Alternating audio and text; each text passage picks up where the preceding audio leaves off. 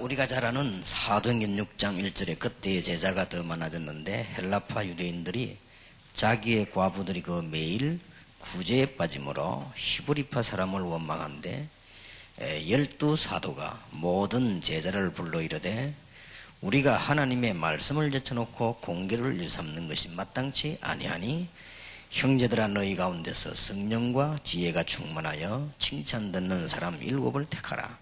우리가 이 일을 저희에게 맡기고 우리는 기도하는 것과 말씀 전하는 것을 전무하리라 하니 온 무리가 이 말을 기뻐하여 믿음과 성령이 충만한 사람 스데반과 또 빌립과 브로고로와 니가노르와 디몬과 바메나와 유대교에 입교한 안디옥 사람 니골라를 택하여 사도들 앞에 세우니 사도들이 기도하고 그들에게 안수하니라. 그랬더니 7절에 하나님의 말씀이 점점 왕성하여 예루살렘에 있는 제자의 수가 더 심히 많아지고 허다한 제사장의 무리도 이 도에 복종하니라.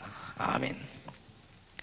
여러분들이 너무 중요한 분들이기 때문에 가능하면 하나님의 말씀에 있는 것들을 우리 찾아서 얘기하려고 합니다. 내일 끝 시간에는 여러분이 생을 걸고 도전해야 될 3가지 일을 얘기하겠고요. 참 어떻게 보면 힘들다고 하는 이 지식분을 내일 낮에는 오전에는 어떤 자세로 해야 될 것인가 그걸 좀 성경에 찾아보고요.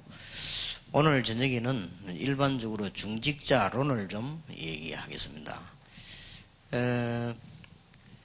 제가 이게 잘 못하는 게요. 사람들 일일이 자꾸 얘기하고 뭐 이렇게 사람들 쉽게 말하면 잘 이렇게 간수를 하고 또 뭐 사람들하고 이제 식사하고 뭐 대화하고 또 좀 어려운 사람들 가서 좀 도와주고 이런 걸 잘 못해요. 시간이 또 없기도 하고 또 제 성격상 속에 많이 있는데도 제가 막 성격상 막 그렇게 잘 하지를 잘 못합니다. 그런데 감사한 것은 제가 지금까지 전도하는 중에 우리 직분자들이 이렇게 저를 좀 진심으로 한번 보고만 해서 인간적으로는 뭐 자랑하는 게 아무것도 없는데 잘 도와주셔가지고요. 제가 세계 복음하는데 큰 힘이 된 겁니다. 그래서 아마 여러분들이 약간만 헌신하는 것도 전도자에게는 큰 힘이 되는 게 분명합니다. 또 사람이라고 하는 것은 교회도 그렇고 목회자도 그렇고 누구든지 간에 또 어려움 당할 때가 있지 않습니까? 이럴 때 여러분들이 조금만 믿음으로 서 있어도 큰 힘이 되지요. 그래서 오늘은 중직자론에 관한 얘기를 좀 하겠습니다.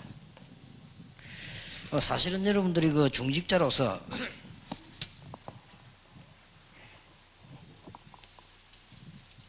이 제대로 지금 이 사는 맛을 모르면 참 이게 어렵게 되죠. 그래서 참 또 여러분들이 그 중직자로서 교회 생활에 재미가 없으면 전체가 다 재미가 없게 되고요. 또 여러분이 교회 생활에 많은 힘을 얻으면 다 힘을 얻게 되는 게 사실 아닙니까? 그래서 지금 여러분들이 조금 오늘 저녁에 기도해야 될 것들 조금 얘기를 해야 되겠습니다. 약간 이 중직자라고 하는 이름을 조금 정의를 내려보면은 그저 우리 한국말로는 그냥 글자 그대로 이 중요한 직분을 맡은 사람이다. 뭐 그렇게 우리는 이렇게 쓰고 있죠. 이제 헬라어에 보면은요, 성경에 디아코노스라고 되어 있습니다. 이게 디아란 말은 무슨 뜻인가 하니까 드루란 말이요. 통한다는 말입니다. 대화 서로 하는 걸 보고 이 다이알로그라고 하거든요. 이게 원래 그 디아라고 하는 말에서 온 말이거든요. 서로 왔다 갔다 통하는 걸 보고 디아라고 합니다. 영어로는 그 드루란 말이에요. 이 코노스는 이게 서로 이게 어떤 뭡니까 커뮤니케이션을 얘기하는 겁니다. 이런 거를 잘 통하게 하는 사람이 중직자예요. 직분자들이란 말이에요. 그랬고 또 이제 그 중직자들이나 일꾼들을 통틀어서 초대교회는 뭐라고 썼는고 하니까 이 헬라어입니다만은 마르투스란 말을 썼어요. 이게 마르투스란 말은 정인이란 말도 되는데 이 원 단어 뜻은 마르투스란 말은 순교자라는 뜻입니다. 이 순교자. 우리 영어에도 보면은 이 마트로란 말이 이 순교자란 말이죠. 이게 이제 이게 마르트라고 하는 순교자라는 영어가 이 말투스에서 온 말입니다. 여러분 아시다시피 영어는 거의 다 헬라어 라틴에서 온 거니까요. 초대교회 직분자들은 이런 단어를 갖고 있었습니다. 이 마르투스라 그랬고요. 디아코노스다 이런 말을 쓰게 됐습니다. 또 이제 그 영어에는 보면요, 이 디콘이란 말을 썼죠. 집사라고 하기도 하고 직분자라 하기도 하고 중직자라 하기도 하고, 이 디아코노스에서 아마 온 말인 것 같아요. 디콘이란 말을 쓰기도 하고,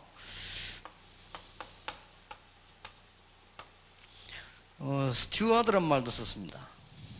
여기서 스튜어드란 말 뒤에 여성을 붙일 때는 ESS 아닙니까? 이렇게 스튜어디스지요. 그 비행기 안에 왔다 갔다 하는 아가씨들 보고 스튜어디스라고 하죠.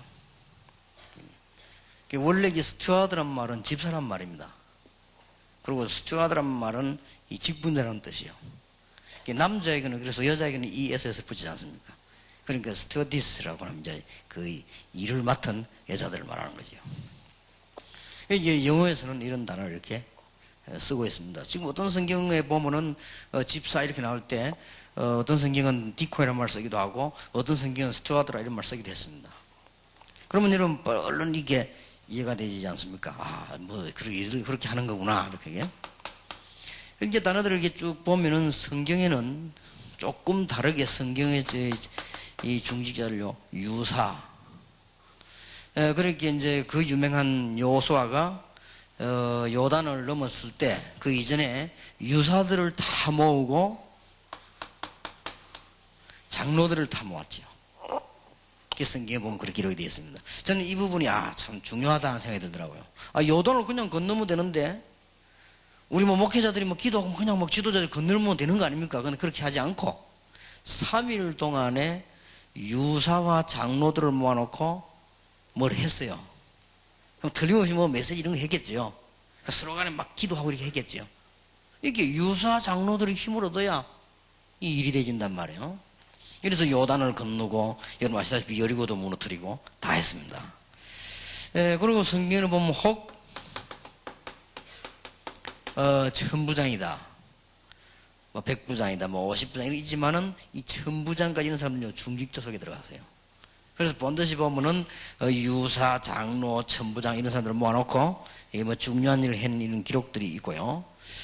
또 이게 이스라엘에서는 랍비가 중직자 중에 속합니다. 이런 사람들하고 같이 지도자들이 일을 한 거예요. 물론 선지자라든지 혹은 제사장이라든지 왕이라든지 이런 사람도 중직자지요, 물론. 그리고 어떻게 보면은 목사, 선교사, 교회 부교육자가 중직자지요, 사실은. 그런데 오늘 저와 여러분들이 모인 우리의 초점은 그 말을 말하는 것이 아니고 지금 우리가 말하는 중직자는 평신도로서 중직자를 지금 말하는 겁니다. 오늘 우리가 지금 모이게 된 주 초점은 평신도로서 장로, 그 다음에 안수집사, 권사 이런 사람들 두고 하는 말이죠. 그래서 여러분이 이제 한 며칠 동안에 참 잘 좋은 기회 아닙니까? 지금까지는 예배 드리고 집에 간다든지, 그럼 여러분 생각하죠. 예배 드리고 왔으면 누구하고 전화하고 어디 가고 이렇게. 또 그 다음에 지금까지 여러분들이 집회 참석해 메시지 듣고 가신다든지 주로 이렇게 했을 겁니다. 그런데 이번에는 그게 아니고 여러분들이 이제 마음을 딱 풀고 이제 복장도 편하게 탁 바꾸고 여러분이 그동안에 좀 밖에 생각했던 중단시켜버리고 휴가도 하는데 여러분들이 대충 너무 급한 거 말고는 어지간한 건 통화도 하지 말고 이게 한 3일 동안 여러분 이렇게 생각만 하고 모임 자체도 이게 축복이 아니냐. 저는 성경을 볼 때요, 마태복음 18장 18절 20절에 보니까 분명히 모임 중에 함께 하신다고 했습니다. 두세 사람이 내 이름으로 모이는 곳에 내가 그들 중에 함께 하겠다 그랬죠. 저는 여러분이 가가지고요, 금식 기도를 열을 하는 것보다는 예배 시간이 더 중요하다 그랬어요. 그렇다고 볼 때 여러분이 모임이 굉장히 중요하고요. 그래서 우리가 예배하고 말씀 받는 시간, 찬양하는, 기도하는 시간이 굉장히 중요하지요. 어떤 분이 이런 얘기를 하더라고요. 장로님들이 기도하는데 너무 길게 한다든지, 뭐 기도를 못해 이런 이야기 하는데, 저는 그건 큰 잘못이라고 생각합니다. 이게 목사를 세웠거나 장로를 세운 것은 메시지입니다. 장로 자체가 메시지요. 그리고요, 목사 자체가 메시지입니다. 목사 이상하다, 이상한 그게 메시지요. 그 이상한 시대가 온 거예요, 이제 말하자면. 예를 든다면 호세아라고 하는 선지자가 장가를 갔더니 이 마누라가 완전히 이게 장녀라, 이게 지금 완전히. 이 호세아가 미치겠거든요. 아니, 선지자 부인이 장녀짓 해도 되겠습니까? 심심하면 집 나가는 거요. 그때 하나님이 호세아에게 뭐라고 메시지를 줬는가 하니까요, 그게 바로 메시지다 이거예요. 오늘날 세상이 그런 거다, 이렇게 깨닫게 만들었지요. 그래서 장로님들이 강단에 올라가서 5분을 기도하든 1분을 기도하든 10분을 기도하든 상관없습니다. 그게 바로 가장 중요한 기도가 됩니다. 왜냐? 하나님의 백성이 다 모여있고 하나님 앞에 공식적으로 예배하는 날이고요, 마태복음 18장 18절 20절이 포함되어 있는 현장이기 때문에 그 기도가 제일 중요한 기도예요. 만약에 장로님이 힘이 나갈 기도를 20분 했다, 그럼 설교 20분 하면 될 거 아니에요. 예를 들면 장로님이 너무 힘이 나고 설교를 막 한 30분, 기도를 한 30분 했다면 설교 5분만 하면 되는 것이지, 그냥. 제가 옛날에 한번 실수를 한번 했는데, 새벽 기도에 사실 대표 기도를 잘 안 쉬는데, 제가 평화교회에서 새벽 기도를 쭉 했는데, 지금 목사 됐죠. 하나원 목사라고 서울에 계신 분인데, 이분이 장로님인데요, 이분이 새벽 기도 늘 나오신단 말이에요. 그래서 내가 찬송 하나 부르고 우리 하나원 장로님 기도 좀 해주시겠습니다 이랬더니, 이분이 새벽 될 때까지 하네. 그분이 좀 그런 열심이 많아요. 새벽 기도 하면 한 5분 10분 다 끝낼 때, 근데 진짜로 거짓말 조금도 안 보태고요, 한 30분간은. 그래가지고 이 사람이 진짜 이게 이런 생각, 그냥 설교를 내가 못했어요. 그냥 한번 대충 하고. 근데 설교 속에서 내가 얘기를 한 거요. 새벽 기도 좀 잘못 해지, 너무 많이 해가지고 내가 설교를 못하겠다. 한 성경 읽고 대충 하고 말았어요. 근데 이분이 상당히 미안하게 됐죠, 교인들 앞에. 교인들 그때 막 설교 들으려고 막 모여들 때인데, 제가 그때 부교육자 때인데 말이에요. 그랬는데. 그거는 지금 생각하니까 잘못됐다, 내가. 장모님이 성령 감동되면 20분 할 수 있는 것이고, 성령 감동되면 계속 할 수 있는 것이지, 그걸 내가 말한다는 자체가 예배를 내가 잘 모르는 거란 말이지. 그런 생각을 한번 한 경험이 있습니다. 여러분들이 사실은 말씀 앞에 서는 자체가 축복이에요. 그래서 이런 중요한 모임이 만들어졌다는 것이 하나님께 감사하고요. 그리고 이번에 여러분 한 며칠 동안에 마음도 몸도 다 풀어버려요. 그래서 편안하게 하셔가지고 서로 간에 막 대화도 좀 많이 하시고요, 또 여러 가지 여러분들이 신앙 간증도 좀 하시고, 그렇게 되어져야 되겠습니다. 그러면 이렇게도 중요한 시간에 오늘 여러분들이 좀 몇 가지를 꼭 기억해야 될 거 있습니다. 그래서요, 저는 중직자가 반드시 갖출 것입니다.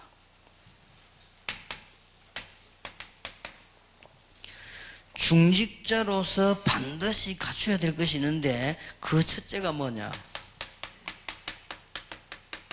개인적인 겁니다. 중직자에게 가장 중요한 것이 개인적인 걸 갖춰야 돼요. 그게 뭔가 하니까 여러분 나름대로의 절대적인 은혜 받는 비밀이 있어야 됩니다. 이게 중직자가 갖춰야 될 첫 번째입니다. 그야말로 내일 아침에 얘기를 하겠습니다만은, 중직자가 가장 축복을 받아야 될 사람인데 자칫 잘못하면 중직자가 가장 시험이 들어요. 이게 이제 문제거든요.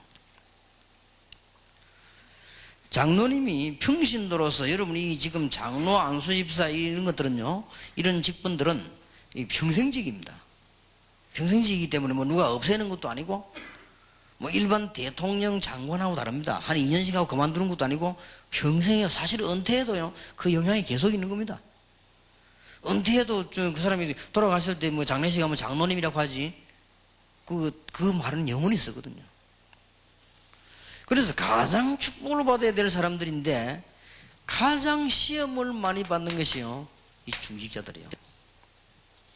그래서 여러분들이 중직자로서 가장 갖춰야 될 첫 번째 것이 뭐냐? 내가 개인적으로 은혜 받을 수 있는 비밀이 있어야 돼요.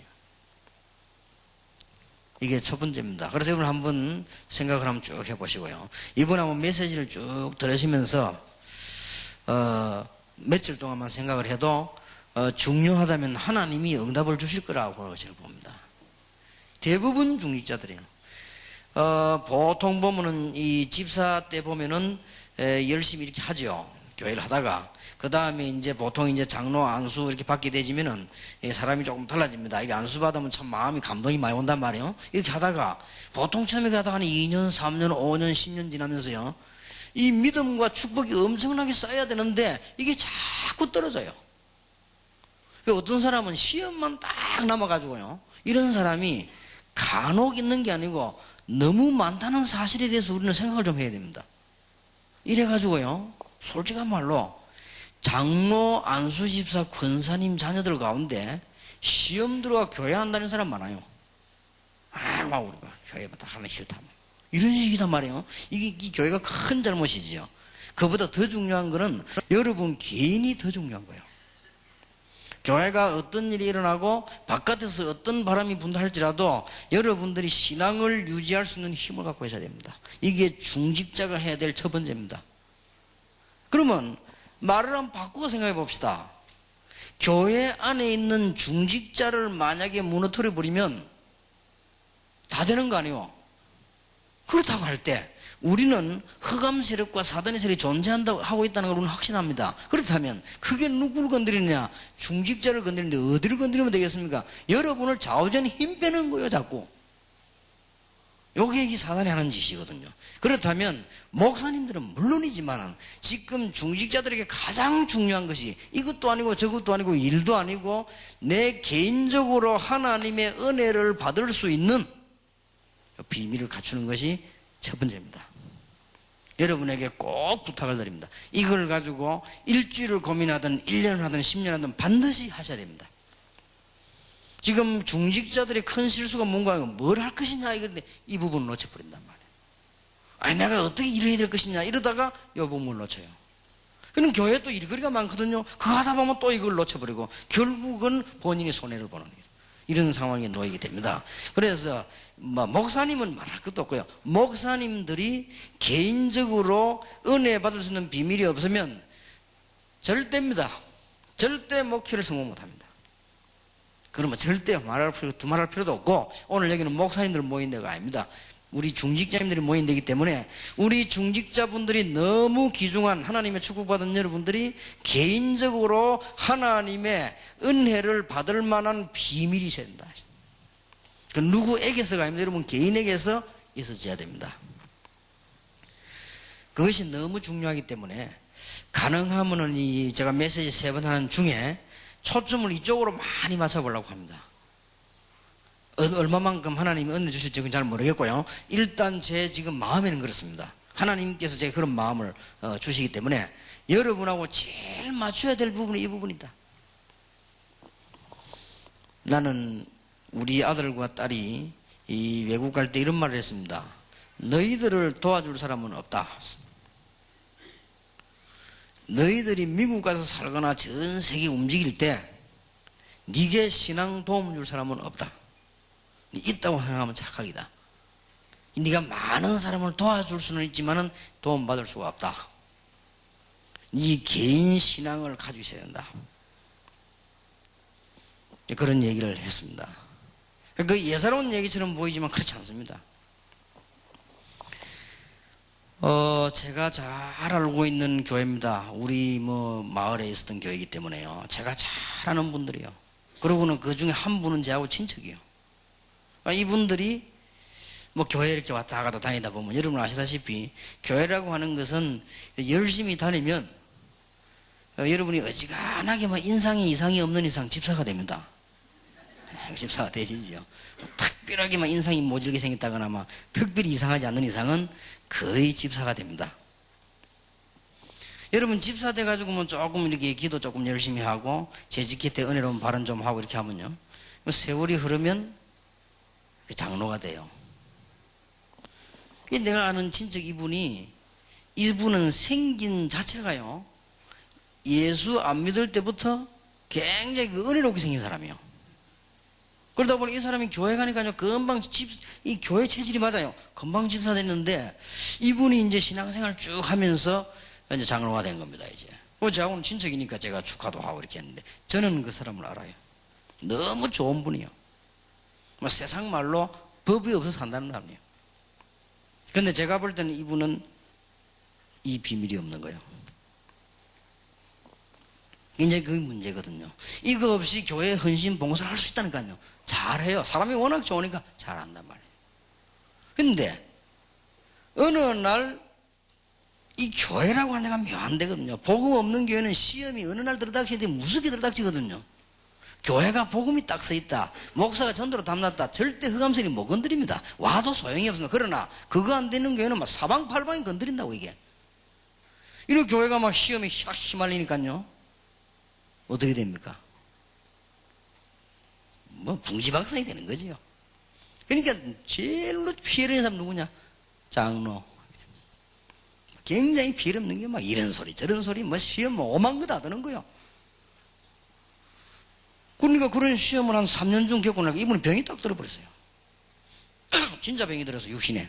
그냥 병이 드는 게 암이 딱 걸려버렸어요. 여러분 의사들 여기 계시겠습니다만은, 암이라고 하는 것은요, 누구든지 걸릴까 말까 하는 상황에서 한 이틀 동안 스트레스 받아보면 암으로 가버리잖아요. 그러면 조금만 몸이 컨디션 좋으면 회복돼 버리잖아요. 사실은 어떤 이 데드라인이라고 선에서 있다가 말이에요. 여러분 감기라고 하는 것도 어떤 데드라인 선에 있다가 내가 조금 몸이 컨디션이 좋고 분위기가 좋으면 없어질 뻔하네 이게. 그러나 이게 어떤 데드라인 선에 있다가 내가 몸이 좀 지쳤다거나 막 좀 어떻게 바람을 잘못해도 감기 걸릴 뻔단 말이에요. 그게 종이 한 장 차이거든 그게. 이 사람이 딱 걸린 거야. 그런데 뭐 이렇게 한번 가봤습니다만 뭐 어쩔 수가 없는 거죠. 그래서 그걸 보면서 참 이게 이런 거는 아닌데, 우리가 살고 죽는 게 문제가 아니고 이 중직자들이 받은 축복이 얼마나 크고 중요한데 말이죠. 이런 부분이 여러분에게 있어져야 됩니다. 이게 지금 막연한데 이렇게 이야기하면 뭐라고 얘기할 수 있겠습니까만은, 가장 이게 중요한 부분이 정말로 그리스도 안에서 내가 기도할 수 있는 비밀이 있어야 됩니다.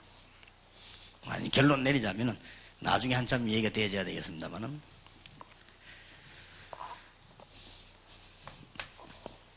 두 번째로요, 중직자가 반드시 해야 될 것은 다 할 필요는 없습니다. 성경 안에 나오는 전도 훈련에 관한 응답을 받으셔야 돼요.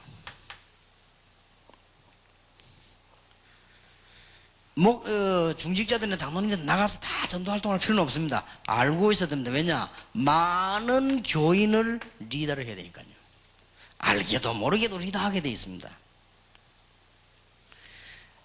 저는 여러분 앞에, 만인 앞에 확실히 말할 수 있습니다. 만약에 중직자가 복음과 전도에 대한 정말 이해가 되졌다, 여러분은 절대로 망하지 않습니다.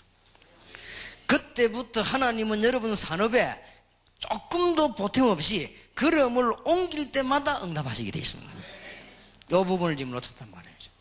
지금 내가 개인적으로 놓친 걸 지금 얘기하는 거예요. 안타까운 거 있죠. 틀림없습니다. 목사가 만약에 정말 복음을 이해하고 전도를 위해 살 수 있는 답이 있다면, 그 목사님은 가는 데마다, 교인들 어디 감히 목사님 그렇게 하면 가는 데마다 그 목사님이 기도해주고 가는 데마다 그렇게 합니다. 사실은 무슨 목사 생활에 걱정할 게 있겠습니까? 걱정 안 해도 됩니다. 그게 안 되지니까 문제가 자꾸 오는 겁니다. 심지어 어떤 교회에서는 중직자들이 모여가지고 목사님 나가도록 기도하는 교회도 있어요. 그래갖고 목사님 뭐 문제 생기면 막 밀어내고 그래 막 싸우잖아요. 그렇게.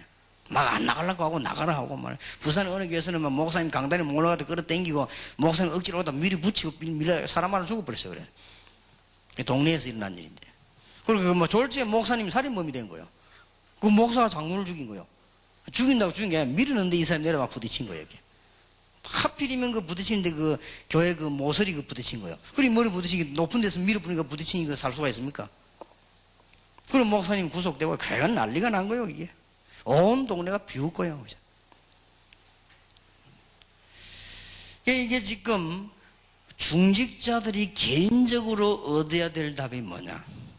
여러분 주위에 어떤 상황이 오고 어떤 문제가 온다 할지라도 여러분 신앙을 유지할 수 있는 비밀이 있어야 된다. 안 그러면 여러분이 얼마나 중요합니까? 그러면 자꾸 공격을 하는 거지요. 여러분이 정말 복음과 전도에 관한 중요한 답을 갖고 있으면 절대로입니다. 여러분 자손 대대로 하나님은 육신적인 축복하시게 되었습니다. 사랑하는 자여 네 영혼이 잘됨 같이 그랬습니다. 네가 이런 부분을 잘 알고 있으니까 범사에 잘 되고 강건하기를 내가 기도하노라 그랬거든. 내가 간구하노라 그랬거든요. 이 부분이 지금 안 되셔서 그렇단 말이에요. 그렇게 볼 때 여러분이 얼마나 큰 축복을 받은 사람이냐, 참 하나님께 감사하고요. 여러분이 예사로 생각하지 마시고 이런 부분들을 다 훈련받을 필요는 없습니다. 응답을 받으셔야 한단 말이에요. 그럼 여러분 알게 모르게 교회에 많은 지도할 수가 있는 그런 힘이 생기지요. 그리고 중직자 중심으로 되어져야만 되지니까요. 이 부분을 개인적으로 이럴 때 하나님께서는 틀림없이 여러분의 일에 축복하십니다. 하나님은 여러분 산업에 틀림없이 축복하시게 되어 있습니다.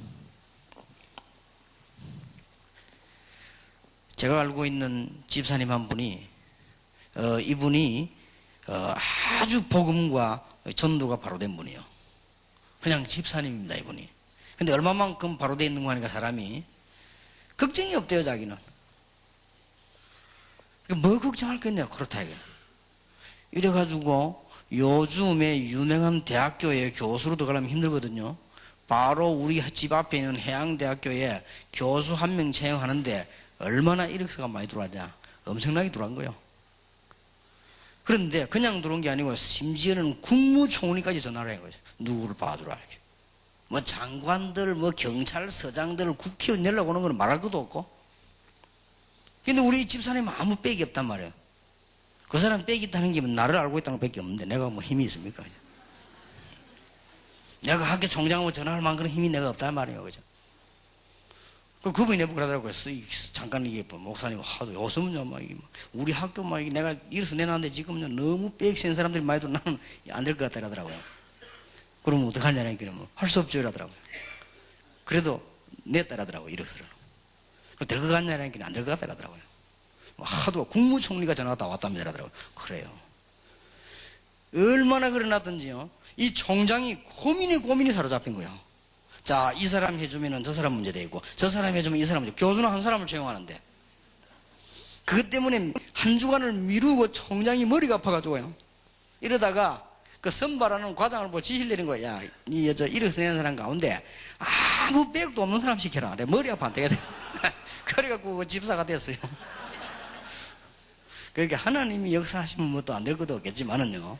참 우스운 얘기입니다만은 하나님이 분명히 여러분 일에 축복하시게 되겠습니다. 요래돼야 우리 신앙생활은 재미가 나지 않겠습니까? 그래야 여러분 한 걸음 한 걸음 하나님이 한 개씩 축복이 있어야만 이게 신앙생활은 재미가 나지. 이게 안 되지만 얼마나 걱정도 힘듭니까? 틀림없습니다. 이게 이제 이거부터 답을 내버려야 되겠다. 그래서 이런 담난 분들이 당에 쫙 모였다. 대단한 거예요. 만약 이런 담난 분들이 이제는 교회 요소에서 있으면 이게 이제 다 문제가 완전히 달라지는 겁니다. 이게. 그래서 제가 지금 우리 다락방에 희망을 걸고 지금 제가 이런 작업을 해보고 있는데 제가 하는 건 아니겠지만은 하나님이 긍휼을 베푸사 우리 한국 교회를 살리고 세계복음 하시려고 여러분을 쓰시지 않겠냐 이런 생각을 합니다. 정말. 그래서 너무 기쁘고 감사하고 그렇습니다. 그러니까 이 보세요. 이게 좀 개인적으로 가셔야 될 이 부분입니다. 자, 사실은 이것만 되지면 끝난 거 아닙니까? 여러분이 하나님의 은혜 받을 수 있는 날마다 이 비밀을 갖고 있단 말이에요. 그리고 이 사람이 정말로 복음과 전도가 이해된 거예요. 그러면 하나님은 제일 먼저 전도문을 여시는 것은 물론이지만 그것보다도 일의 축복을 하시는 거예요. 그래야 되질 거 아닙니까, 이 일이. 너무나 놀랍게도 하나님은 문을 하나하나 열어나가신단 말이에요. 여러분, 조금 여러분에게 이야기하기 미안합니다만은, 김기태 집사가 하셨는가 모르겠는데, 그분도 그런 얘기를 했어요. 우리나라 돈을 많이 가지고 있는 사람들은 삼성재벌은 현대가 아닙니다. 정주영 씨가 아닙니다. 그 사람들은 빚더미 안 되는 사람들이고요. 진짜 동안에 사람 따로 있습니다. 이름도 안 밝히고 숨어있는 인물들. 지금 현재 우리 한국에서 돈 제일 많이 가는 사람은 대구에 있다고 합니다. 개인이 33조를 은행에 넣어놓고 있다. 그냥 재벌들 빌려옵니다. 그리고요, 부산수도 돈 제일 많이 썼던 강석진 씨가 아니었습니다. 부산수 돈이 제일 실제로 많은 사람은 양정모 회장이 아니었습니다. 그 사람들 돈 가지고 그건 아무것도 아니에요. 그 사람들보다 몇십 배 돈을 가지고 그 사람 돈 빌려주고 그 사람들 컨트롤하는 사람 따로 있어요. 그 사람이 부산의 장로입니다. 제가 같은 교회에 있던 장로님이요. 실제 돈을 많이 가지고 이 사람은. 단단합니다. 나는 그 사람 간증 듣고 한번 진짜 울었습니다. 그 장로님이 간증을 하는데요. 자기는 뭐 기도도 많이 못하고 그런 거 많이 못했대요. 오직 복음 때문에 그 증거가 있어요. 죽은 김일성하고는 사촌이요. 이종 사촌인가 그래요. 그래 한번 우리 잡지에도 한번 나왔죠. 김일성 씨 남한에 있는 친척들 뭐 하고 있는가 그게 또 나왔죠. 이 사람은 딱 이종 사촌이요. 그러니까 얼마나 친합니까? 장로님에게 제시를 했대요. 이분이 일찍이 장로가 된 거예요. 30살 때. 장로가 됐는데 김일성이 같이 일하자고 하는 거죠. 그렇게 러시아에 유학 갔다 오면 별 달아주고 이렇게 하자. 다 이렇게 되어진 거예요. 근데 이분이요, 김일성이가 총을 딱 드러내더니요, 천장을 쏘더랍니다. 그래서 하는 말이 교인이랍니다, 원래 김일성이가. 그 집안이 다 교인이래요. 그렇게 쏘면서 하는 말이 이제는 하나님 죽었다. 그러니까 하나님 믿지 말고 이렇게 얘기하더랍니다. 그래서 이렇게 가족도 딱 모인데서 그러더래요. 그때 너무 이 장로님 놀래가지고 아하 이제 미쳤구나 이게. 이래가지고 사실은 자기가 가족이 북한에 다 있답니다. 가족하고 전부 다 두고 성경책 하나 하고 교회 회개를 했대요. 회개 장부 들고 이제 그때 튄 거예요. 그건 남한을 내려간 거예요. 진짜로 신앙 때문에 거기 있으면 틀림없이 이 사람은 성공하는 사람인데 하나님이 이 사람을 축복하시는데요. 그 사람 말입니다.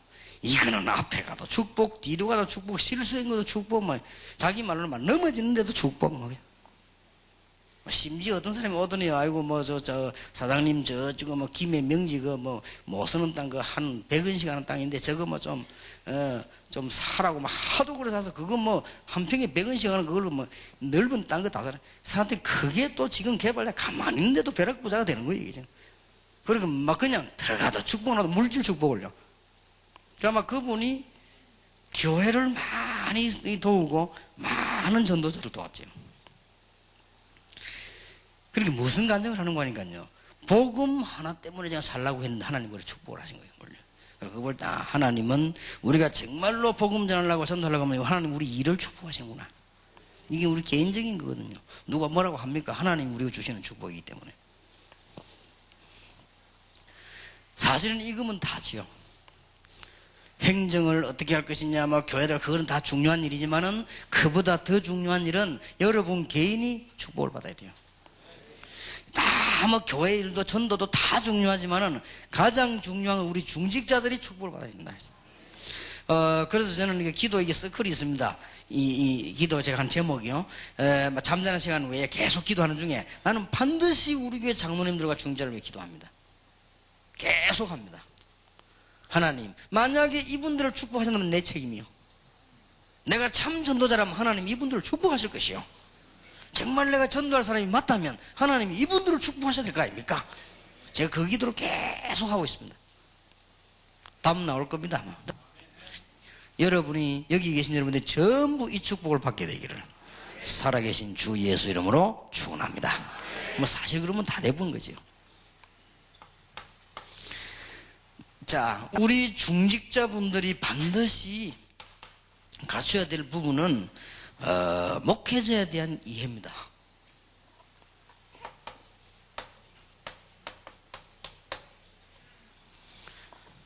이게 이제 그 개인적으로 은혜 받을 때 다음으로 중요한 거지요.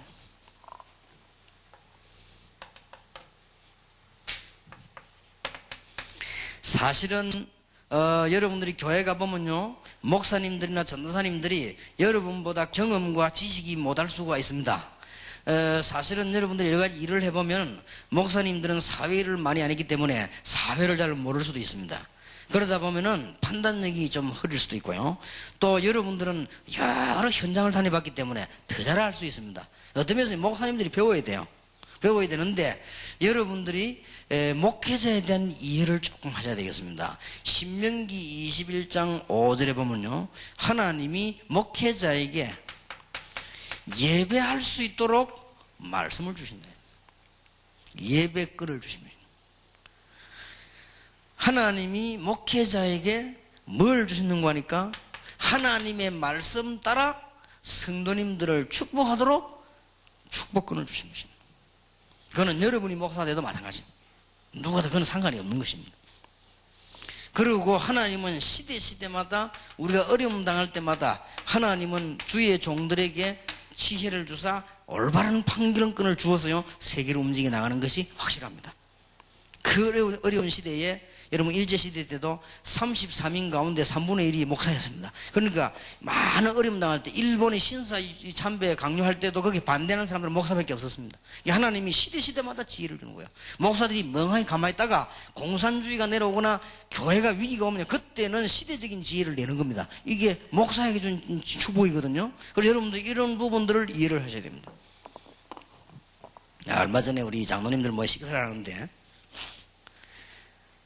축도를 하는데 찌어다가 맞냐 축원하면 나이다가 맞냐 이제 이런 얘기 나왔는데 좀 그는 얘기를 조금 해볼 필요가 있는 것들이죠. 여러분들 중직자들에게 모였으니까요.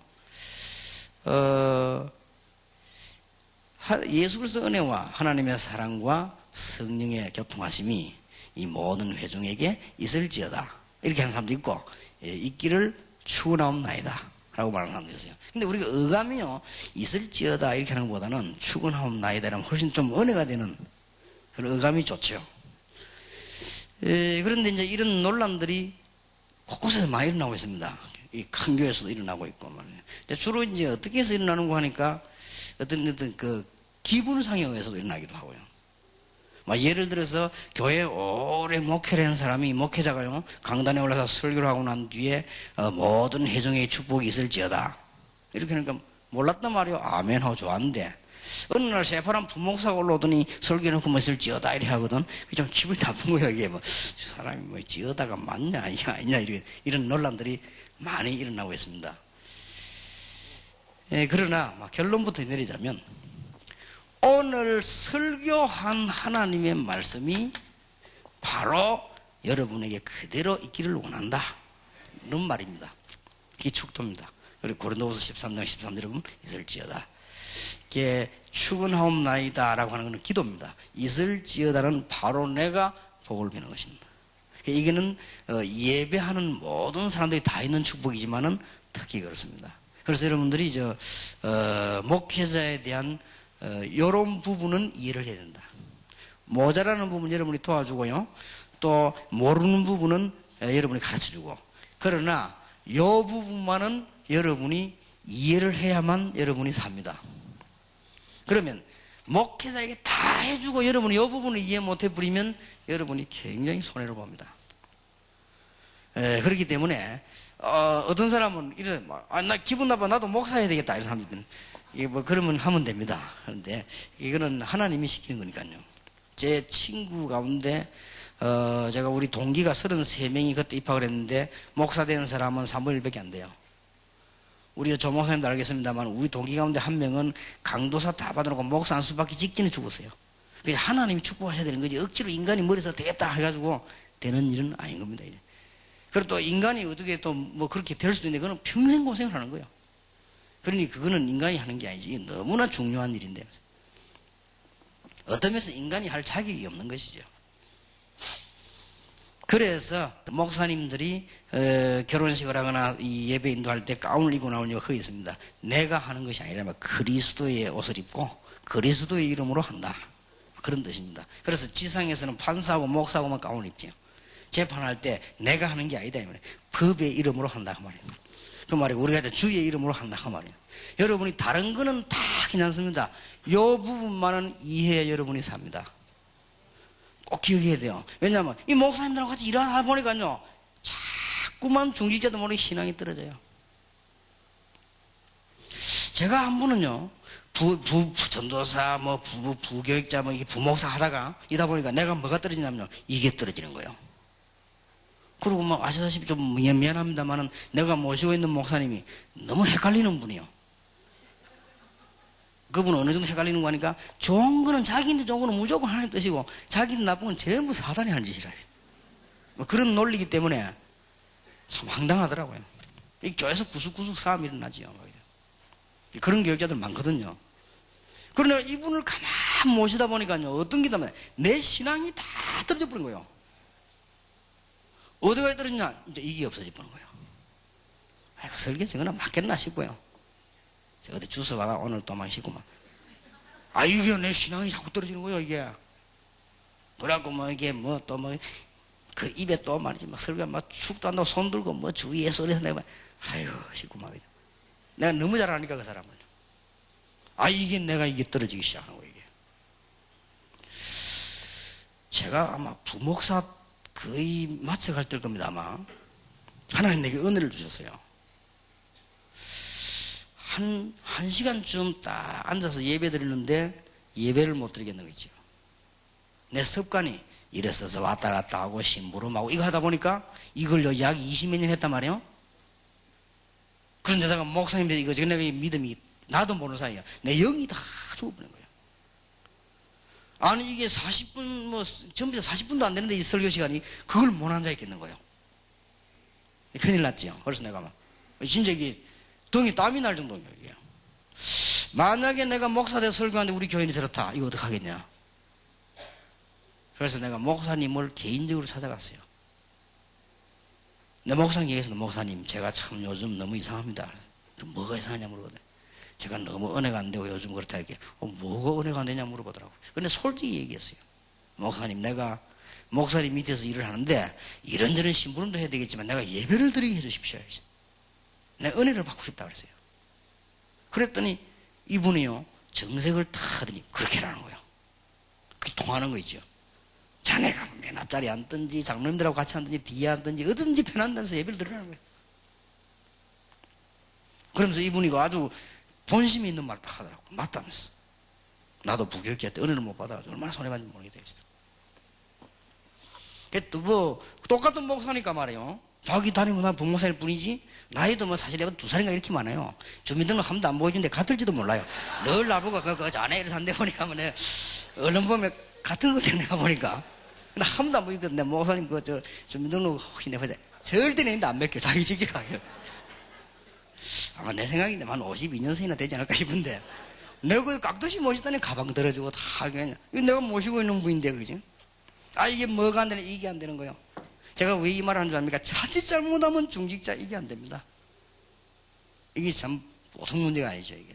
내가 이게 안 되진 거예요. 제가 지금 동삼제일교라든지 서초지교라든지 중요한 분들 여러분을 만나게 되는데요. 내가 어떻게 축복받게 됐냐? 이거 해보게 한 거죠. 하나님, 정말로 내가 누가 설교를 하든지 간에 하나님의 말씀이면 내가 받아야 되는데 내 이 영혼이 왜 이렇게 됐냐 이거죠. 맨날 교회에서 심부름 하다가 내 영혼이 이상하게 된 거예요. 이게 지금 항폐하게 된 겁니다. 내 영혼이 이게. 사실은 예배당에 앉아서 말이죠. 찬양대 찬양만 나와도 내 눈에 눈물이 나고 말씀 듣고 이 살아나야 되는데 이게 말이죠. 이게 은혜가 한 몇십 년 그러고 나니까요. 사람이 이상하게 되는 거예요. 이제 하나님이 그때 나를 축복 다 하시지 않았냐. 참 하나님의 은혜지요. 내가 그때부터는요. 전도사님이 설교를 해도 하나님의 말씀으로 받게 돼요. 혹시 저 친구 설명을 잘못할 수도 있어요. 그래도 성경 그거는 틀리지 않으니까 성경은 하나님의 말씀을 내 예배 시간에. 그래서 반드시 예배하러 갈 때 하나님, 나는 오늘 이런 문제를 가지고 예배당에 갑니다. 오늘 하나님께서 주의 종을 통해서 말씀 주실 때 나에게 답을 주십시오. 성경에 있는 답을 주십시오. 그러고 간 거예요. 이런 것들이 처음에 우리가 자칫 잘못하면 이 부분을 놓치게 됩니다. 꼭 주의해야 됩니다. 여기에 목사에 대한 이해입니다. 딴 거 없습니다. 목사는 여러분과 평신도를 위한 종이기 때문에 이 부분을 이해해야 됩니다. 뭘 가지고 있냐? 예배할 수 있는 말씀을 하나님 주시고요. 특히 그 말씀 따라 축복할 수 있는 권한을 주셨고요. 또 시대마다 이상하게 하나님이 그 모자라는 목회자들에게 놀라운 지혜를 주셨어요. 시대마다 위기를 막은 거예요. 참 이상하죠. 모든 정치인, 고종 황제까지 신사참배를 허락했단 말이에요. 그런데 이상스럽게 목사들이 지혜를 줘서 막 생명 걸고 반대를 한 거예요. 이게 하나님 주신 지혜 아닙니까? 그런데 시대마다 그렇게 한다니까요. 만일 지금이라도 주의 종들은 국가적으로 교회적으로 정말 어려움이 온다면 목을 내놓는다 이 말이에요. 그게 하나님이 주신 은혜입니다. 이 부분만은 중직자가 꼭 이해를 해야 됩니다. 그러면 여러분은 살게 되는 겁니다. 그러면 처음에는 이게 좀 힘들어도요, 시간이 지날수록 많은 축복을 받게 되는 겁니다. 이 부분을 이해를 하셔야 된다.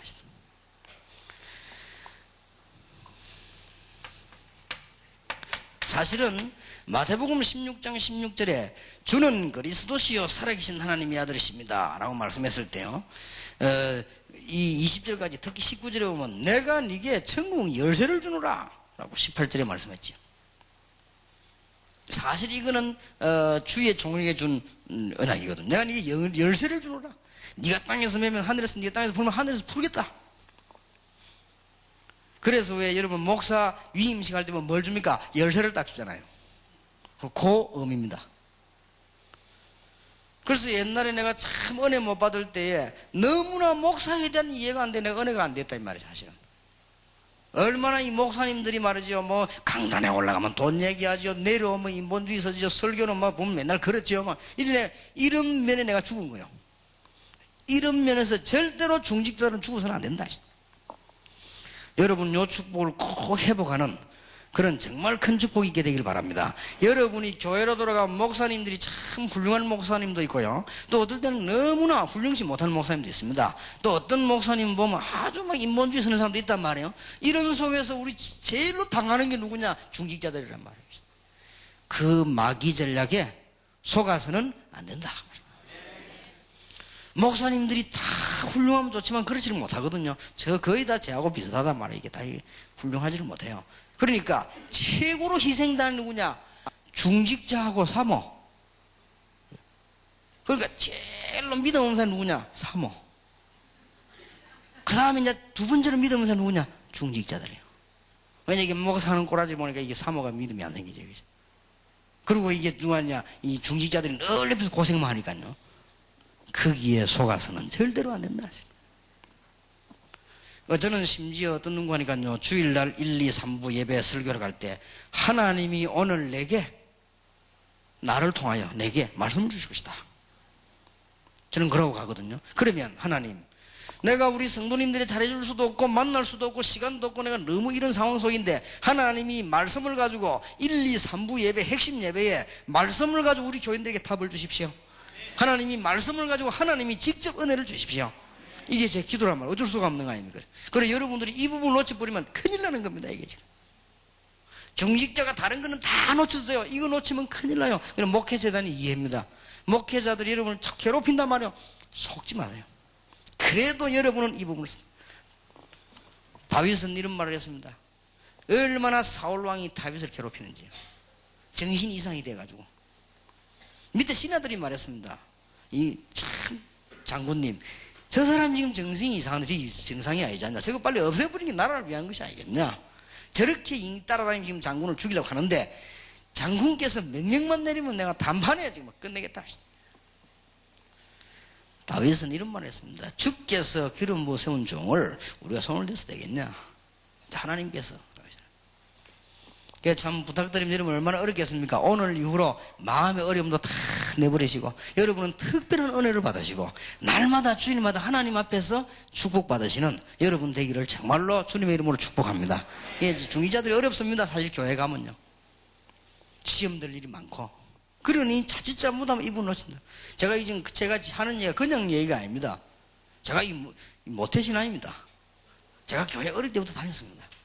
얼마나 많은 중직자들이 어려움을 당하고 있다는 것이죠. 여러분 자칫 잘못하면 이게 아무것도 아니라 속는단 말이에요. 제일 많이 속는 게 뭐냐? 자신에 관한 이 축복을 다 놓치고요. 그 다음에 여러분이 속는 게 교역자 때문에 속아요. 교역자들이 자꾸 시험 준단 말이에요. 속으면 안 됩니다. 여러분이 이럴수록 하나님의 은혜를 받으시고, 여러분이 앞으로 신앙생활하는데 꼭 막 갈등 생길 때는요, 오늘 이 메시지 생각하세요. 아, 그렇다. 나는 하나님의 종이요, 병신도로서 기름 부은 하나님의 종이요, 내가 이 축복을 받아 후대들에게 증거해야 될 증인이요, 만인이 나를 도와주지 않을지라도 하나님께서 나를 도와주실 것이요, 내가 교회에서 주님 앞에서 봉사한다면 하나님은 자손 대대로 언약을 이루실 것이다. 그렇게 마음 먹으면 돼요. 그래서 여러분들이 진짜 축복받으시기 바랍니다. 좀 제 같은 경우는 참 큰 축복을 받은 것이죠. 지금 우리 장로님들 계시고, 내 개척 시작할 때 우리 박은규 장로님 계시고 합니다만은, 진짜 저를 도와줬어요. 진짜로. 그리고 그걸 진짜 저를 이해하고 도와줬습니다. 그 바람에 사실은 하나님 은혜지만은, 인간적으로 말하자면 그 바람에 제가 전 세계 다니며 전도하라고 지금 불을 지르고 다니는 거예요. 그리고 뭐 여러분 교회에서 그 안 도와주면 할 수가 없죠. 그리고 진정으로 우리 중직자들이 이해 안 해주면 할 수가 없는 거예요, 그거는. 그러니 얼마나 하나님 은혜 감사합니까? 여러분 한 분이 약간만 주의 은혜를 받고 조금만 해버리면 큰 역사가 납니다. 정확하게 말하면 교회의 인간적으로 말하면 주인은 목사가 아닙니다. 목사는 바뀌는 거거든요. 인간적인 이야기로.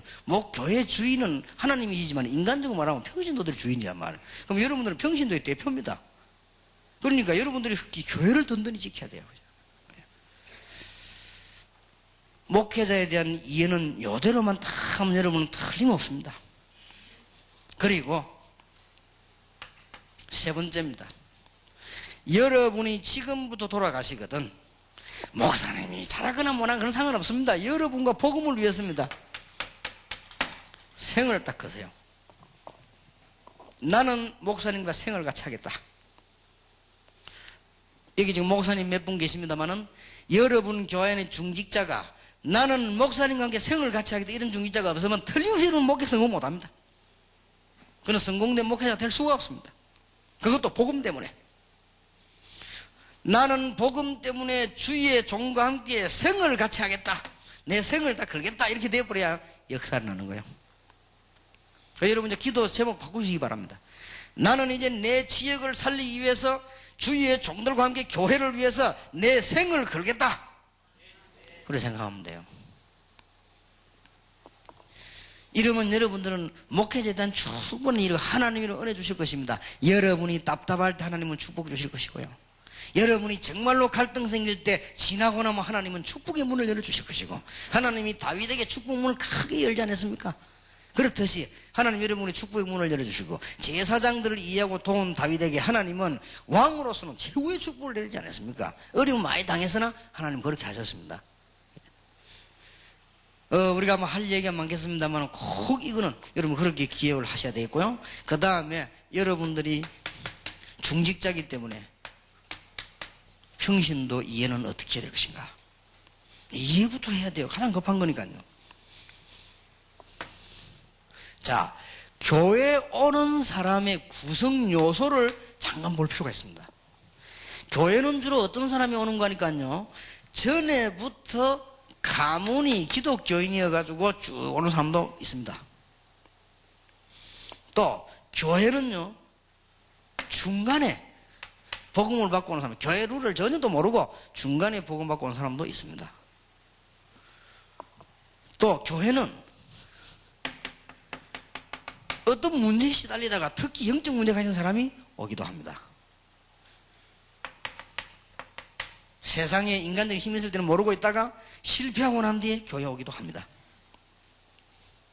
그냥 이런 사람만 딱 오면 우리가 또 그런 데를 맞추겠는데, 그렇지 않게 교회는 또 아주 또 우리가 모르게 사명자들도 숨겨져 있습니다. 이런 사람들이 교회에 오기 때문에 우리 지금 장로님들과 중직자들은 평신된 이해가 필요합니다. 이 사람들이 갈 데가 없단 말이에요. 교회로 옵니다. 전에 돈 있을 때는 막 절간으로 어디로 돌아다니다가 이제 실패하고 난 뒤에 교회로 오는 거예요. 전에는 뭐 몇백만짜리 몇 억짜리 굿하다가 이제 망해버렸단 말이에요. 이 사람들 어디 오느냐? 교회로 와요. 더 웃기는 사실은 무당들도요, 실컷 망한 사람 보고 이제 안 되면요, 교회 가라 그래요. 근데 그렇게 우리 교회 온 사람도 있다니까요. 어떤 사람은 완전히 다 망해버리고 구산 열 몇 번 했다네요. 마지막으로 이 구단 사람 두드려 보더니 이는 안 되겠다면서 교회 가라 그러더래요. 그렇게 교회 왔어요. 그런 사람들이 교회 옵니다.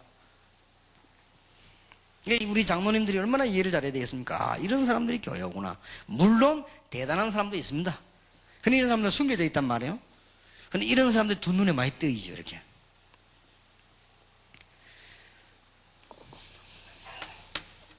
교인들은 교회에 말라고 오느냐? 힘을 얻으려고 옵니다. 말은 안 해도. 자기들은 인본주의 해도요, 교회는 다 신본주의 하기를 원합니다. 그래서 어려운 겁니다. 중직자들이 일하기가요. 자기들은 믿음 없으면서 목사님과 장로님들은 믿음 좋기를 원합니다. 이게 평신도의 마음입니다. 그러니까 여러분 조금만 불신론적인 얘기 나오면 힘 빠져요, 이 사람들은요.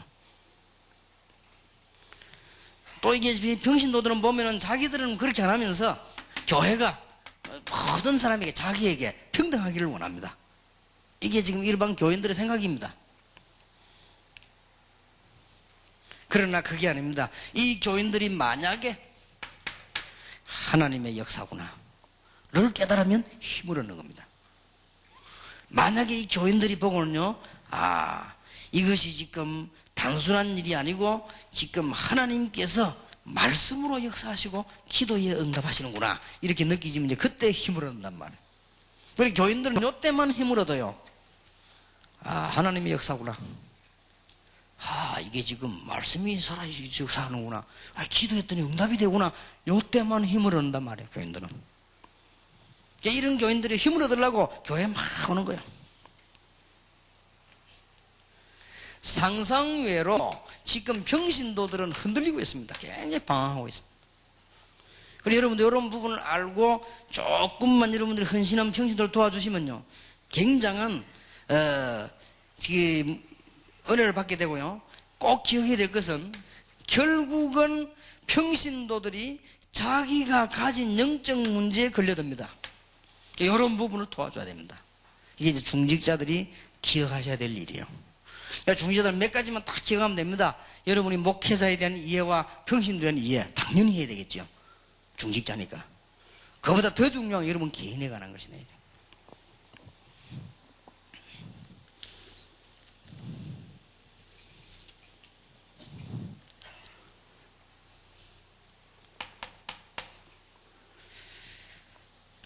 여러분들이 한 가지를 더 이해해야 됩니다. 여러분은 중직자들이기 때문에 이 시대에 관한 이해도 필요합니다. 여러분은 더 잘 아시겠죠?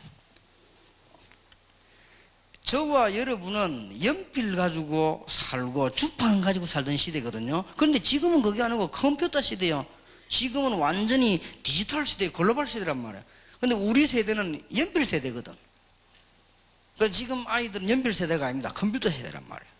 이런 것들을 빨리 캐치를 해야 되겠고요. 또 여러분 중직자이기 때문에 지금은 직종도 급속하게 막 변하지요. 그럼 문화가 생각이 얼마나 차이 나는지 모릅니다, 이제. 우리가 가진 생각하고 지금 가진 사람들 생각이 너무 달라요.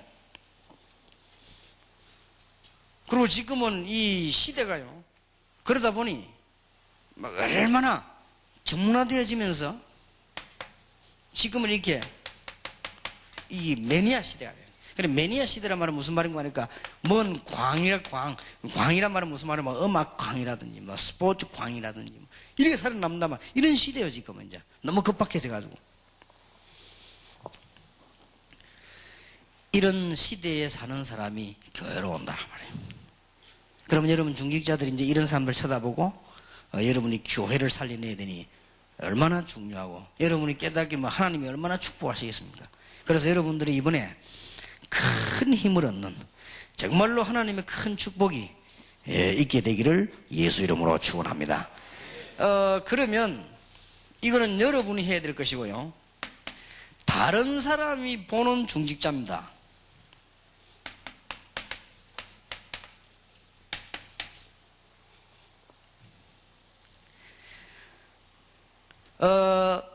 교인들은요, 누가 뭐래도 여러분 따라옵니다.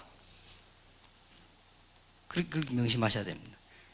누가 뭐래도 중직자들 모습대로요, 교인들은 다 따라오기 때문에 여러분도 이 부분도 의식을 해야 되는 것이고요. 또 불신자들은 여러분을 그냥 보고 있는 것처럼 보이지만은 다 보고 있습니다. 그게 증거가 됩니다. 저 사람 장로라 하더라. 다 보고 있습니다. 저 사람 뭐 교회 집사람에 다 보고 있습니다. 그걸 늘 명심해야 됩니다. 혹시 이런 분을 핍박하면 그게 증거가 될 것이라. 이런 부분들 별 크게 중요한 부분은 아니지만 참고하고 계셔야 됩니다. 이제. 목회자에게는 중직자 한 분이 그렇게 힘이 될 수가 없습니다. 뭐 사람 보고 하느냐 하나님 보고 하느냐 그래도 그렇습니다. 목회자에게는 중직자, 기도한 중직자 한 명이 그렇게 힘이 되는 거예요. 그래서 여러분들이 이렇게 조금 의식을 하셔야 될 것입니다. 내일 저녁에요, 여러분이 생을 걸어야 되는 3가지 사역, 그걸 꼭 좀 본론을 얘기하겠고요.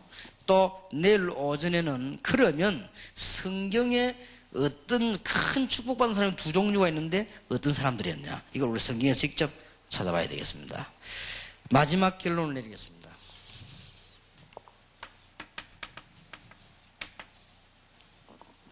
여러분들은 지금 세상 속에서 불신자들과 똑같은 모습으로 살고 있는 사람이란 말이에요. 그러면서 중직자입니다.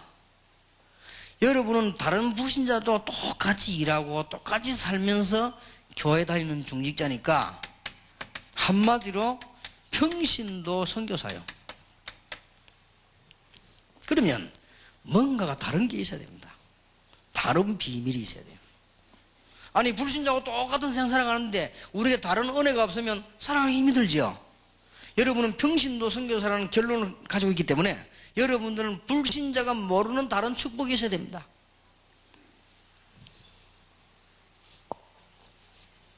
목사는 물론이지만 특히 목사보다 여러분 더 어려울 겁니다. 목사는 성경지 들고 교회 일만 잘하면 되는 거 아닙니까? 근데 평신도는 그게 아니거든요. 나는 장로님들 보실 때마다 그게 아닙니다. 나는 이게 장로님들이 막 바쁘게 수요예배 오는 거 보면 힘들겠다. 또 어떨 때는 보면요, 장로님들이 밖에 나가서 막 활동 이렇게 하다가 교회 와서 또 이 주일 하나 옵니까? 힘들겠다. 얼마나 힘들겠냐. 제가 잠깐 나가 밖에 사람들 보니까요, 힘들겠다는 생각이 들더라고요. 그렇다면 여러분들이 다른 비밀을 갖고 있어야 합니다. 불신자와 똑같이 살아가는 여러분이 불신자를 살리고 이길 만한 힘이 있어야 된다. 그래서 이제 여러분들은 주 예수 그리스도의 이름으로 결론적으로 아까도 말한 이 기도의 비밀이 있어야 되겠습니다. 일단 이렇게 한번 시작해 보세요.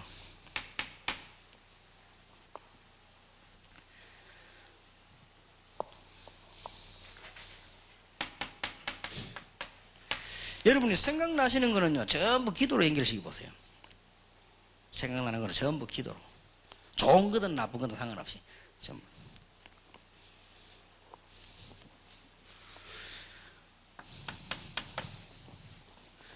또 여러분이 눈으로 보시는 거 있죠? 이걸 한번 전부 기도로 연결시켜 보세요. 이런 습관을 한번 들여보세요.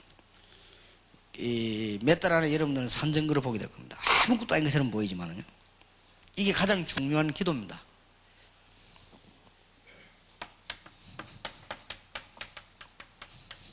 여러분, 뭐 일이나 사건, 좋고 나쁜 거 있겠죠? 요걸 놓고 언제든지 기도하시기 바랍니다.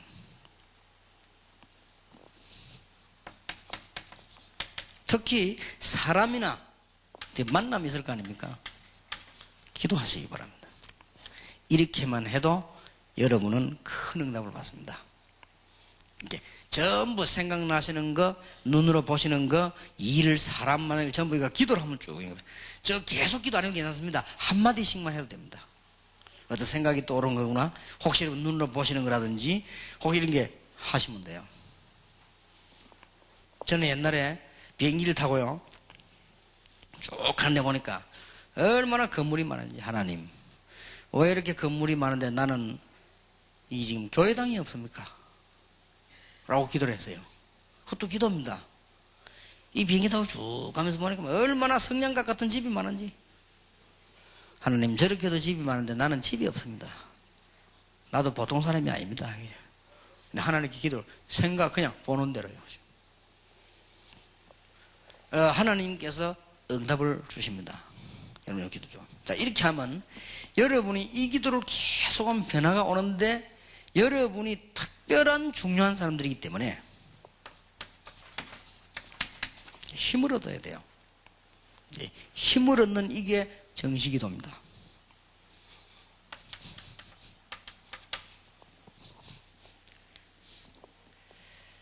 일단 요래 한번 시작을 해보시기 바랍니다. 그러면 여러분들은 하나님의 은혜를 받을 사람이기 때문에 너무 중요한 한 시대에, 전도하는 시대의 중직자들이기 때문에 하나님 여러분들 축복하실 수밖에 없는 것이죠. 큰 증거를 하나님 분명히 주실 것입니다. 제가 사실은 이제 이 부분에 관한 얘기를 좀 많이 하고 싶거든요. 이제 오늘, 내일 좀 계속 한번 해보고, 일단 여러분, 제가 문을 한번 열어봅니다. 여러분들이 한번 오늘 저녁부터 한번 해보시고요. 보는데 요거는 쉽습니다. 근데 이게 상상외로 응답이 옵니다. 상상외로 응답이 오고요. 여러분들이 개인적으로 힘을 얻어야 돼요. 여러분은 육신적으로 힘을 얻고 큰 힘을 얻어야 될 사람들이기 때문에 요 기도를 하시라 해요. 아니면은 이 힘을 얻어야 되는 요것은 개인적으로 방법을 찾아내야 됩니다. 저는 있습니다. 힘을 얻는 기도하고요. 이런 기도를 이렇게 합니다. 여러분들이 지금 이번 모임 자체와 한 3일 동안 대화와 여러분의 모든 것 속에 하나님이 평생 동안 잊을 수 없는 축복을 허락해 주실 줄 확신하며 또 그렇게 되기를 예수 이름으로 축원합니다. 기도하겠습니다. 하나님 감사드립니다. 지금 이 시간에 세상 사람들이 알지 못하는 마가다락방에 임하신 주의 성령이 이분들에게 역사해 주옵시며, 이분들 생각과 육신 가운데 역사해 주옵시며, 현재 이분들의 가정과 직장, 산업, 자녀들에게 역사해 주옵시며, 지금 이 시간에 하나님이 하늘의 문을 열어 주옵시며, 히스기야 왕에게 보냈던 주의 사자를 보내사 하나님께서 아수르 군사 18만 5천을 멸하신 것처럼 이분들 주위의 원수와 복음 막는 모든 것들이 무너지는 시간이 되게 해 주옵시며, 주께서 다니엘에게 주의 천사를 보내서 사자입을 봉하신 것처럼 이분들 주위의 불신앙과 흑암과 모든 방해거리와 모든 복음을 막는 것들을 결박시켜 주시옵시며, 주께서 베드로의 옥문을 여신 것처럼 하나님 사람이 알 수 없는 영적인 힘으로 역사하사 이분들 앞에 닫힌 문들이 열려지게 하시고, 이번 집회가 앞으로 간증거리가 되도록 경제문을 열어주시옵시며, 하나님은 하실 수 있사오니 우리의 기도를 받아서 이분들 앞에 닫힌 문을 열어주시옵시고, 이분들 앞에 경제의 물줄기를 돌려주시옵시며, 이분들이 세계복음할 수 있도록 주께서 역사해 주시옵소서. 지금 역사해 주시옵소서. 주 예수 이름으로 지금 역사해 주시옵시고, 주의 성령으로 지금 역사해 주시옵시며, 하늘 군대를 지금 파송해 주시옵시며, 사람이 알지 못하는 빛을 지금 비춰 주시옵소서. 그래서 2001년도 8월 달에 중직자들이 모인 집회가 계속적인 간증거리가 되며, 이분들이 후대들에게 말할 때 간증거리가 되며, 본인이 깨달을 만큼 간증거리가 되며, 하나님의 은혜를 감사할 수밖에 없는 축복이 이번에 시작이 되게 해 주옵소서. 우리 주 예수 그리스도 이름으로 기도하옵나이다. 아멘.